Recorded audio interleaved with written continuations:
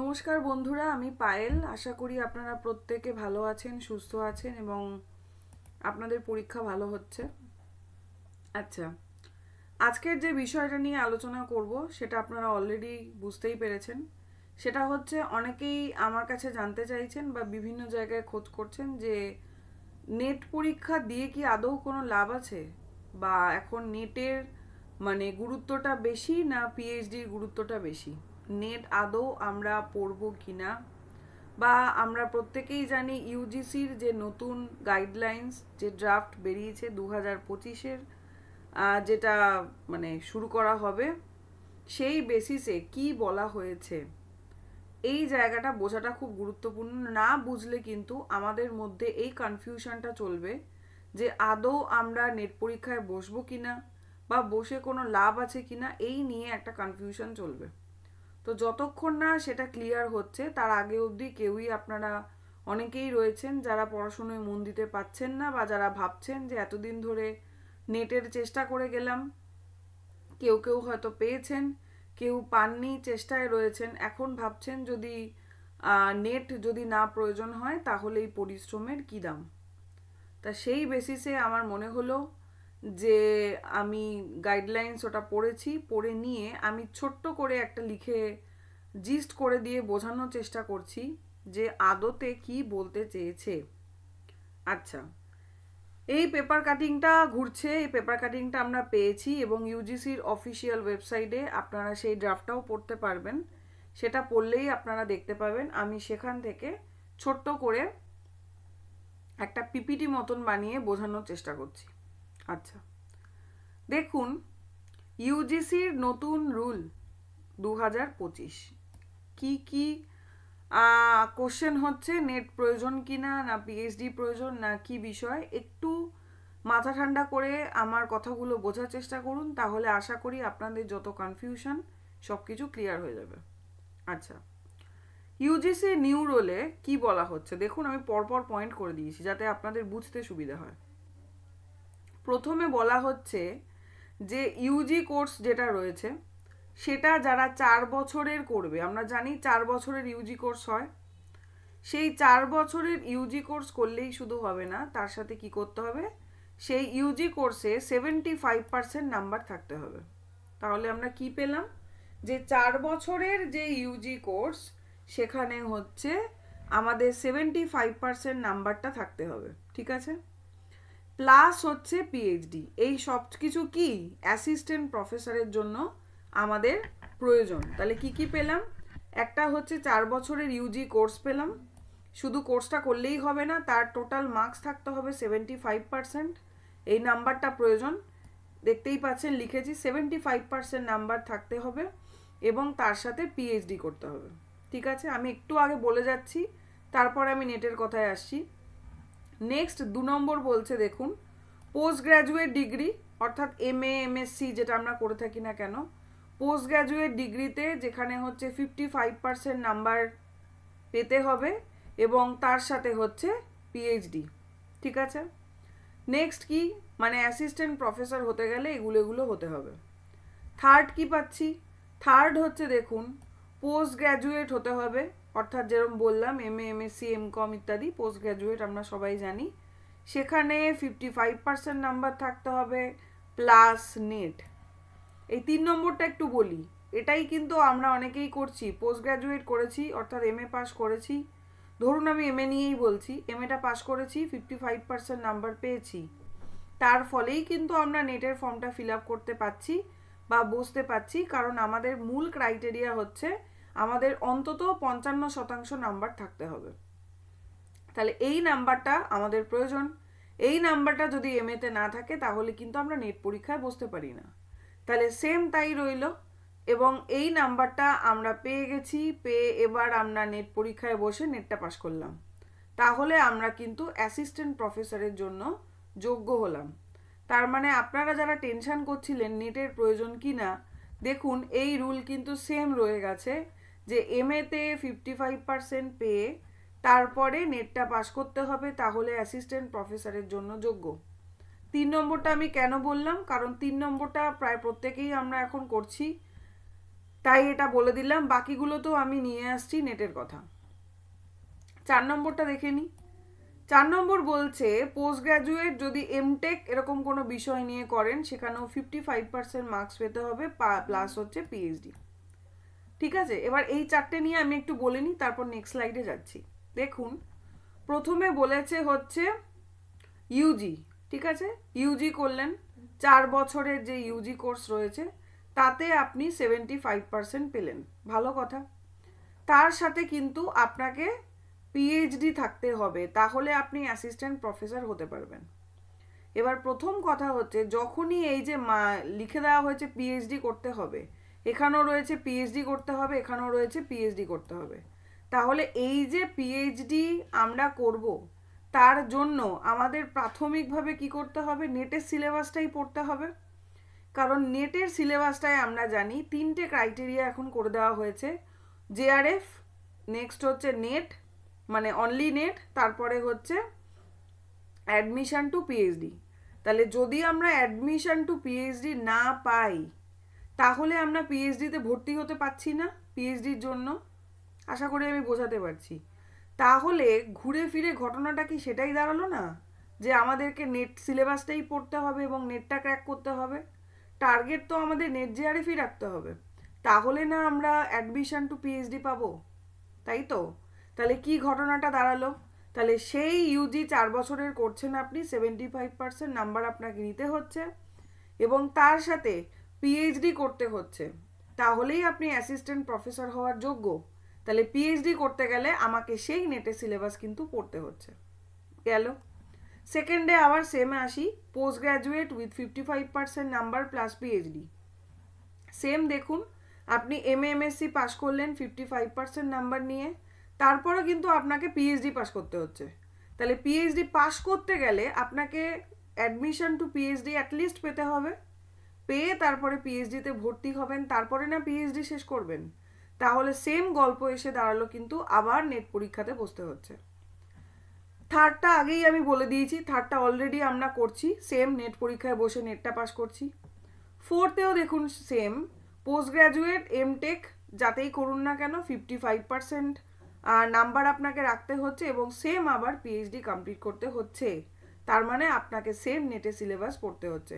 তাহলে এই যারা ভাবছিলেন নেটের প্রয়োজন নেই, নেট কি আদৌ পড়বো, নেটের কোনো দরকার আছে কি ম্যাম এখন কি, তাহলে নেট কিন্তু এখনও কিন্তু পুরো নেসেসারি হয়ে গেল।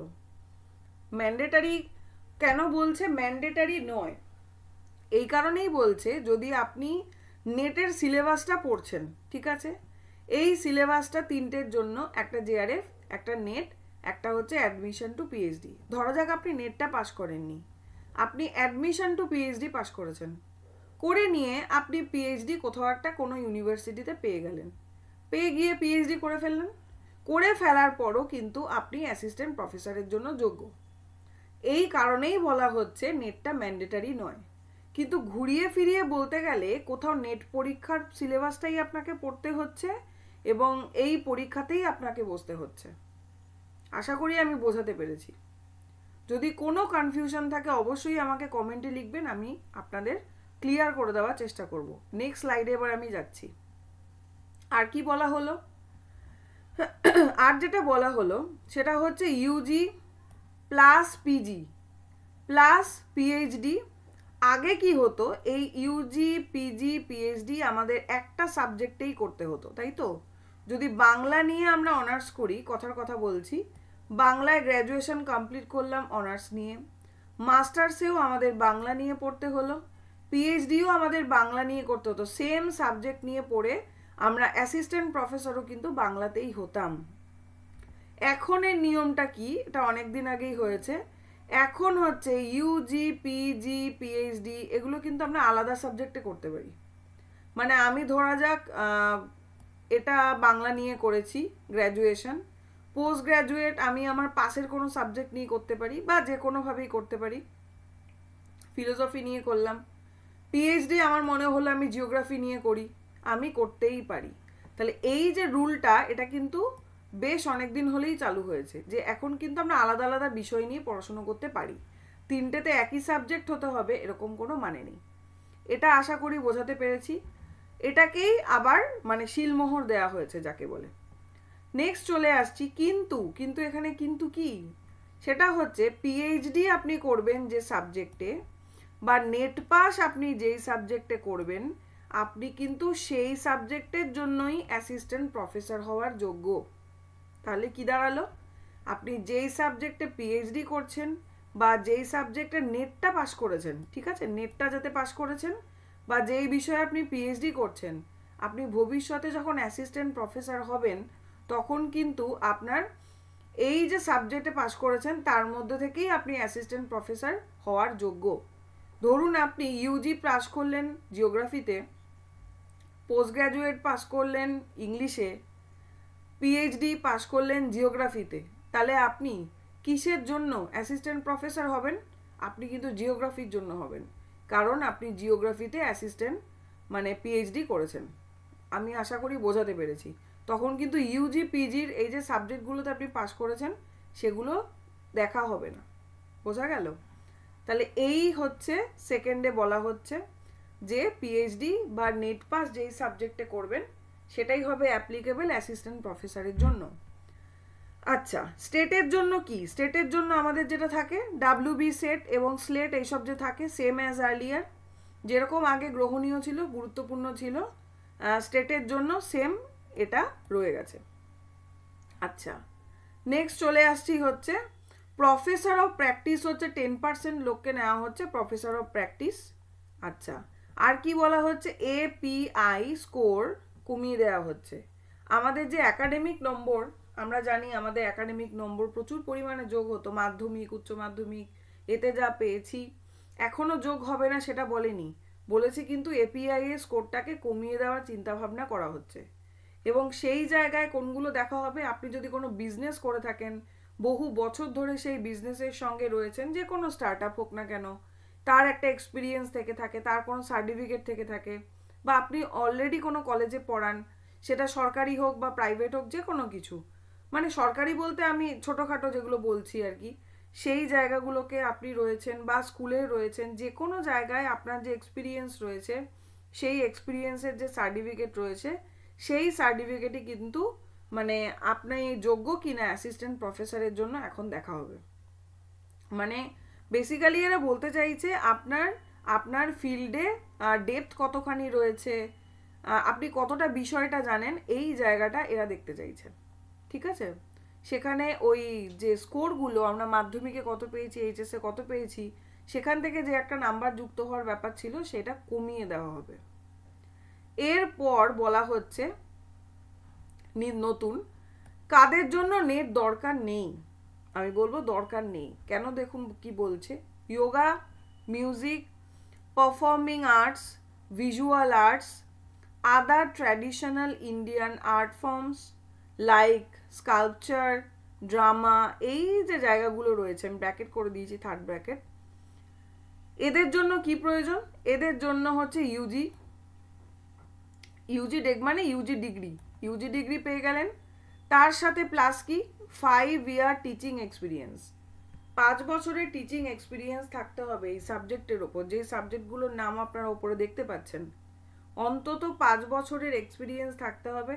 সেটাও যা তা এক্সপিরিয়েন্স নয়, একদম প্রফেশনাল অ্যাচিভমেন্ট লাভ করতে হবে আপনাকে, মানে কোনো একটা অথেন্টিক ইউনিভার্সিটি বা অথেন্টিক কলেজ আন্ডারে আপনি পড়িয়েছেন, তার একটা সার্টিফিকেট আপনি দেখাতে পারছেন, এবং তার সাথে সাথে অবশ্যই আপনার ইন্টারভিউ নেওয়ার সময় তো এটা দেখাই হবে আপনি কতটা স্কিল, সেই বিষয়ে কতটা জানেন, এগুলো। এছাড়া যদি আমি বলি যে আপনি যদি কোনো সোশ্যাল ওয়ার্ক করেন, সেই সোশ্যাল ওয়ার্কে আপনার অ্যাক্টিভিটি কতটা রয়েছে, বা যে কোনো কাজ আপনি যদি অনেক বছর ধরে সেই কাজের মধ্যে ইনভলভ রয়েছে, তার একটা এক্সপিরিয়েন্স গ্যাদার করেছেন, সেই সার্টিফিকেট আপনার কাছে রয়েছে, তাহলেও কিন্তু আপনি এইভাবে পিএইচডি করে হোক, যেভাবেই হোক না কেন, আপনি অ্যাসিস্ট্যান্ট প্রফেসর হওয়ার যোগ্য হবেন। এবং তার মানে কি দাঁড়ালো? তার মানে এটা দাঁড়ালো না যে নেট আর প্রয়োজন নেই বা নেটের থেকে পিএইচডি বেশি প্রয়োজন, এরকম কোনো মানে নেই।